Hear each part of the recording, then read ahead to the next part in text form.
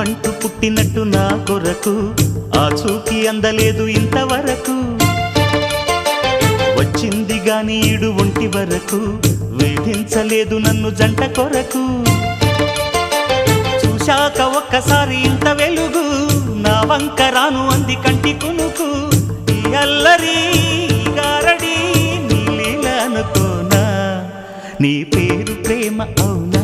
ఇవాళే నిన్ను పోల్చుకుందా